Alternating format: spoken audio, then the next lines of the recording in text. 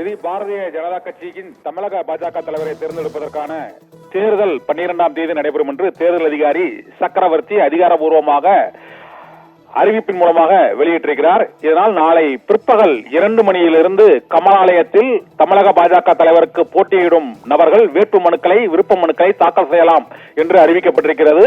இந்த வேட்புமனுக்களை தாக்கல் செய்வதற்கான அடிப்படை தகுதிகளாக 10 ஆண்டுகள் அவர்கள் பாரதிய ஜனதா கட்சியின் அடிப்படை உறுப்பினராக இருக்க வேண்டும் 1, 10 பொதுக்குழு உறுப்பினர்கள் அவர்களை முன்மொழிய வேண்டும் என்பது 2 என்று இந்த நிபந்தனைகள் விதிக்கப்பட்டிருப்பதால் இந்த தேர்தலில் போட்டியிடுவதற்கு தகுதியானவர்கள் மற்றும் தலைவராக தேர்ந்தெடுக்கப்படும் என எதிர்பார்க்கப்பட்டவர்கள் ஆக முடியுமா என்ற கேள்வி எழுந்திருக்கிறது. ஏனென்றால் நயினார் நாகேந்திரன் தான் அடுத்த தலைவர் என்று கூறப்பட்ட சூழ்நிலையில் அவர் கட்சியில் சேர்ந்து 8 ஆண்டுகளே ஆகிறது. அதனால் அவரால் வேட்புமனு தாக்கல் செய்ய முடியுமா என்ற கேள்வி எழுந்திருக்கிறது.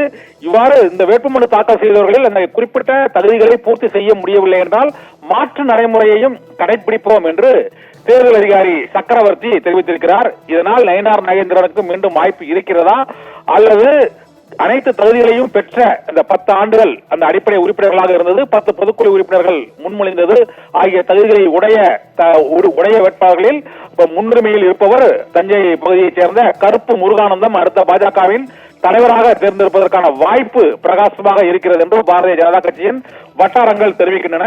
மற்ற தலைவர்களான வானதி சீனிவாசன் மற்றும் தமிழிசை சவுந்தரராஜன் உள்ளிட்டோரும் இந்த தேர்தலில் தற்போது போட்டியிடப் போவதில்லை என்றும் அவர்கள் தரப்பிலிருந்து தகவல்கள் வந்திருக்கின்றன. இருந்த போதிலும் ஒன்றுக்கும் மேற்பட்டவர்கள் போட்டியிட்டால் பாரதிய ஜனதா கட்சியை பொறுத்தவரை மாநில தலைவர்கள் போட்டியின்றிதான் தேர்ந்தெடுக்கப்படுவது வழக்கம்.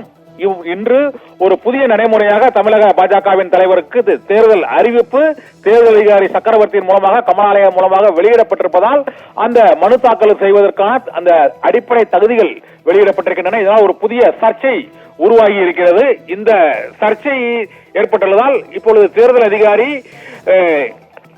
சக்கரவர்த்தி பலர் மனு தாக்கல் செய்தால் அல்லது இந்த தகுதிகளை பூர்த்தி செய்யவில்லை என்றால் வேறு நடைமுறை பின்பற்றப்படும் என்றும் அறிவிக்கப்பட்டிருக்கிறது.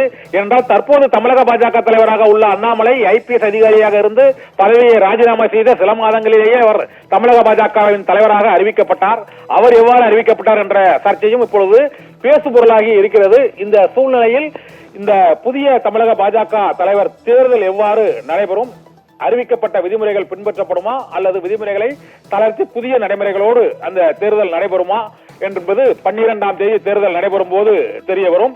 இந்த சூழ்நிலையில் தற்போது அண்ணாமலையே மீண்டும் மனு தாக்கல் செய்யலாம் என்றும் அதை ஏற்பதும் நிராகரிப்பதும் டெல்லி தலைமையின் முடிவு என்றுதான் கருதப்படுகிறது. இதனால் மீண்டும் அண்ணாமலையே தமிழக பாஜக தலைவராக தேர்ந்தெடுக்கப்படுவதற்கான வாய்ப்பும் இருக்கிறது. ஏனென்றால் அதிமுகவுடன் கூட்டணி வைப்பதற்கான முதல் நிபந்தனையாக எடப்பாடி பழனிசாமி டெல்லியில் அமித்ஷாவை சென்று சந்திக்கும் போது அவர் வைத்த முதல் நிபந்தனை தான் அண்ணாமலையை பதவி நீக்கம் செய்ய வேண்டும் என்பது.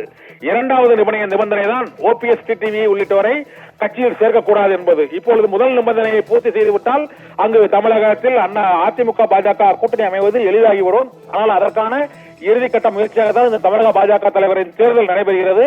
இந்த தேர்தலில் யார் போட்டியிடப் போகிறார்கள் என்பது நாளை பிற்பகல் 2 மணிக்கு கமலாலயத்தில் இருந்து தெரிய வரும். ஒன்றுக்கும் மேற்பட்டவர் போட்டியிடுவார்களா அல்லது மூத்த நிர்வாகிகள் கலந்து ஆலோசித்து ஒருவரை மட்டுமே முன்னிறுத்தி களத்தில் இறக்குவார்களா என்பது நாளை தெரிய வரும்.